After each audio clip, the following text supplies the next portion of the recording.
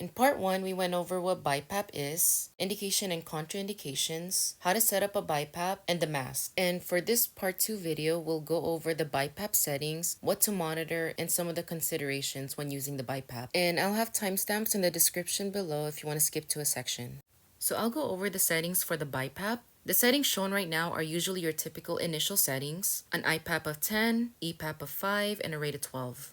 But you might have to make necessary adjustments based on the physician orders, ABGs, patient comfort, output, etc. And we'll go over how and when to make these adjustments as we talk about each parameter. For IPAP, the range we can set it to is between 8 to 20 centimeters of water. Anything greater than 20 can be enough pressure for air to go in your stomach. And if the patient has excessive PaCO2, respiratory distress, or respiratory rate greater than 30, you can adjust the IPAP in increments of 2.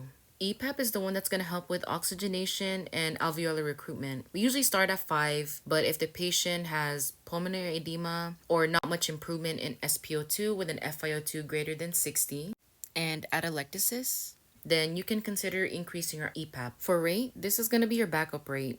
Usually we set it to 12, but the patient can overbreathe more than 12. It will never go below 12 because that's your set minimum rate. And you can increase the rate if there's excessive amounts of PaCO2 just to allow more CO2 elimination. For FiO2, we want to match with our previous oxygen settings. So if the patient was on room air, you can set it to 21%. And if they were on 2 liters nasal cannula, that's equivalent to approximately 28%. So you just want to make sure that their SpO2 is within their saturation goals and increase FiO2 if the SpO2 is low.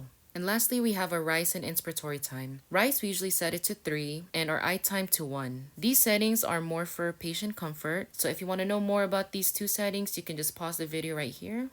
And then now I'll talk about the alarm settings. For high respiratory rate, we usually set it to 35, and the low rate, we set it 1 above our set rate. So if we have our rate set to 12, we would set our alarm to 13. The reason being is because the BiPAP doesn't have an apnea alarm, and setting it lower will disable the low rate alarm. And for high and low tidal volume, we usually set it 200 to 300 above the patient's 8 mils per kilo and 100 to 200 below their 6 mils per kilo.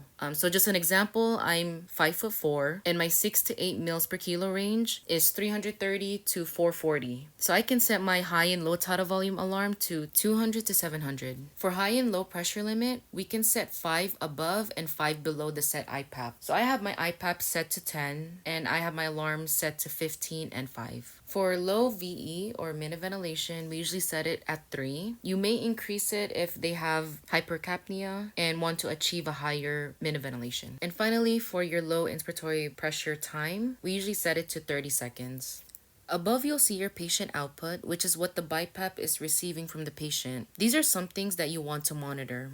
This one is your patient's total respiratory rate. So going back to what I said earlier, if the respiratory rate is greater than 30, you might want to increase the IPAP or adjust the RICE or I time so that the patient is more comfortable. For tidal volume, you want to make sure that you're achieving the patient's 6 to 8 mils per kilo. If the tidal volume is low, then you might have to increase the IPAP. If tidal volume is higher, then you can lower the IPAP, or it could also be that there's a leak with the mask. VE is your minute ventilation. Normal is around 5 to 10 liters per minute. So if the patient is hypercapnic, you want to achieve a higher minute ventilation, so probably something greater than 10 liters per minute, just to allow more CO2 elimination. And you can do that by either increasing your IPAP or your respiratory rate. Your PIP should be the same as your IPAP. Sometimes it might read 1 below or above, but it's not too significant. If the high pressure alarm does alarm, the most common reasons is because they're either coughing or talking on the BiPAP. For the leak, you want to achieve 5 to 25. In the picture, 142 is too high, but that's because this wasn't on a patient. Higher than 25 could mean that there's a mask leak and you just need to readjust the mask, or you might have to switch to a different mask if readjusting doesn't work. A leak of less than 5 can cause skin breakdown, so you also want to monitor for that as well. And we talk more on how to prevent skin breakdown in our part 1 video. And lastly, for patient trigger, you want it to be as close to 100%. This is a percentage of your patient trigger breaths over your total breaths over the last 15 minutes. Because for BiPAP, we know that the patient must have spontaneous efforts. So if this percentage is low, then that means they don't have much effort to trigger breaths and they're just letting the BiPAP initiate the breaths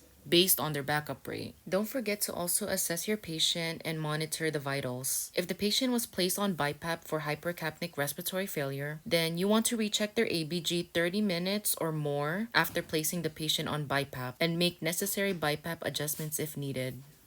Here are some things you want to consider when using the BiPAP. Patients shouldn't eat within 30 minutes before putting on BiPAP, and be more cautious if the patients are on tube feeds, since they could be at risk of aspiration. Failure on BiPAP after 1 to 2 hours, for example, no improvement on ABGs and SpO2, or worker breathing has worsened, then you want to consider invasive mechanical ventilation. If you have trouble achieving adequate tidal volumes, you can try AVAPS mode, where you have a targeted tidal volume and using the minimum and maximum pressure to regulate the pressures. Minimum weight limit to use the V60 is 44 pounds, and if the patient is going to be on continuous BiPAP more than 24 hours, then you want to consider a heated humidifier.